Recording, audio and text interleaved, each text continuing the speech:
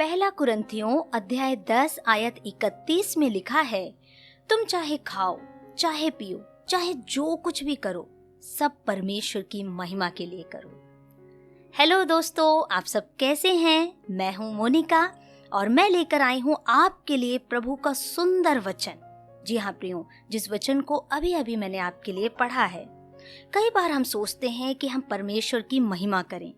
कई बार जब हम प्रार्थना करते हैं, प्रार्थना के दौरान हम प्रभु परमेश्वर से कहते हैं, प्रभु मेरे जीवन के द्वारा तेरे नाम की महिमा हो, तेरे नाम की प्रशंसा, तेरे नाम की स्तुति हो। आज यदि हम नजरें उठाकर देखें, दुनिया के समस्त लोग आज यही प्रयास कर रहे हैं कि उनके जीवन के द्वारा परमेश्वर की महिमा हो। इसके लिए वे अलग अलग माध्यम को इस्तेमाल करते हैं, अलग अलग तरीकों को इस्तेमाल करते हैं। कई बार वो सोचते हैं कि हम अपने शरीर को कष्ट दें, शायद इससे परमेश्वर की महिमा होगी। कई बार वो सोचते हैं हम बहुत सारा दान दक्षिणा करें, उससे परमेश्वर की महिमा होगी।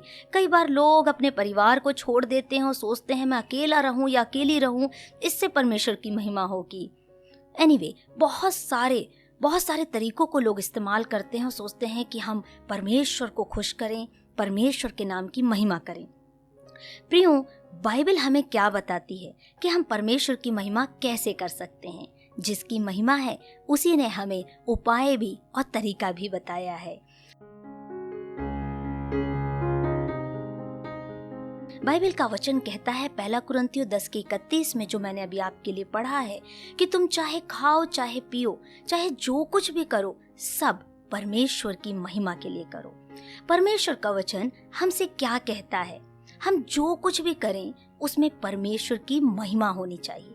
आइए देखते हैं हम अपने जीवन से ऐसा क्या करें जिससे परमेश्वर की महिमा हो सकती है। तो सबसे पहली बात, सुसमाचार सुनाएं। जी हाँ, सुसमाचार सुनाएं। दूसरा कुरिन्थियों 4:4 में लिखा है, तेजोमय सुसमाचार का प्रकाश उन पर चमके। सुसमाचार तेजोमय है। इसके तेज प्रकाश में हमारे परमेश्वर का स्वभाव और उसकी सारे मानव जाति के प्रति उद्धार की योजना दिखाई देती है। सुसमाचार एक दीनहीन, पापी और पतित मानव को अंधकार से उजियाले की ओर लाता है, अर्थात अंधकार से ज्योति की ओर ले आता है, परमेश्वर की ज्योति की ओर। सुसमाचार ही समस्त मानव जाति की एकमात्र आवश्यकता है, जो किसी भी मूलभूत आवश्यकताओं में सबसे बढ़कर है कि वह अपना अनंत काल कहाँ बिताएगा। और सुसमाचार ही वह जरिया है या वह माध्यम है जिससे उस मानव को यह ज्ञात होता है कि वह वास्तव में कौन है और इस पृथ्वी में क्या कर रहा है और इसके बाद कहाँ जाने वाला है। इसलिए सुसमाचार सुनाना परमेश्वर की महिमा करना है। तो जब हम परमेश्वर की महिमा करना चाहते हैं तो सबसे पहला काम अपने जीवन से यह करें, सुसमाचार सुनाएं, सुसमाचार लेकर जाएं। दूसरी बात, परमेश्वर की स्तुति करना। परमेश्वर की स्तुति करना प्रभु को महिमा देना है।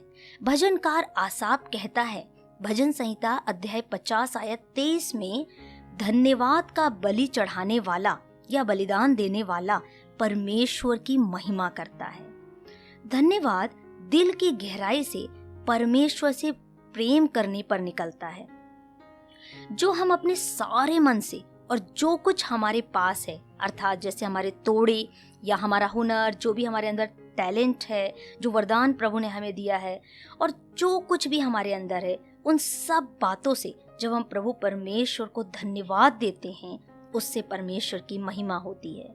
जब हम प्रभु यीशु मसीह को अपना उद्धारकर्ता मानकर ग्रहण करते हैं और मुंह से अंगीकार करते हैं, तो यूहन्ना अध्याय 16 आयत 14 के अनुसार सहायक पवित्र आत्मा हमें प्राप्त होता है और हमारे अंदर से परमेश्वर को धन्यवाद देकर उसकी महिमा करता है।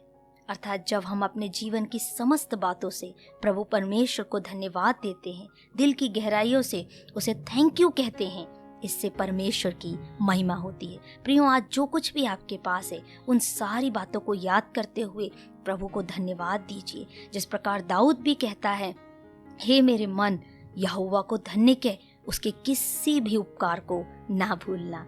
तो आइए तीसरी बात हम देखते हैं, हम परमेश्वर की महिमा कैसे कर सकते हैं। यूहन्ना अध्याय 15 आयत 8 में लिखा है, मेरे पिता की महिमा इसी से होती है कि तुम बहुत सा फल लाओ। परमेश्वर के प्रेम की खुशबू जब हम सुसमाचार के जरिए और आराधना के जरिए दूसरों तक फैलाते हैं तो आत्मा बचाई जाती है और अनंतकालीन फलों से पिता परमेश्वर की महिमा होती है। जब हम लोगों तक सुसमाचार लेकर जाते हैं, प्रभु के नाम को लेकर जाते हैं, लोगों को मसीह से मिलाते हैं, उस समय आत्मा बचाई जाती है और स्वर्ग में बड़ा आनंद मनाया जाता है। आइए चौथी बात हम देखते हैं, हमारे बदले हुए जीवन के द्वारा परमेश्वर की महिमा होती है। जी हाँ, हमारे बदले हुए जीवन के द्वारा। उदाहरण के लिए पौलुस गलातियों अध्याय 1 आयत 22 से 24 में संत पौलुस कहते हैं, यहूदिया की कलीसियाओं ने जो मसीह में थी मेरा मुंह कभी नहीं देखा था, परंतु यही सुना करती थी कि जो हमें पहले सताता था वह अब उसी विश्वास का सुसमाचार सुनाता है जिसे पहले नष्ट करता था, और मेरे विषय में परमेश्वर की महिमा करती थी। तो हम हमारे बदले हुए स्वभाव, बदले हुए जीवन के द्वारा परमेश्वर की महिमा कर सकते हैं। आइए प्रियो, जो जीवन परमेश्वर ने हमें दिया है उस जीवन से हम परमेश्वर की महिमा करें। परमेश्वर ने जब इस धरती पर हमें रखा है, उसकी एक विशेष उद्देश्य, एक विशेष योजना है।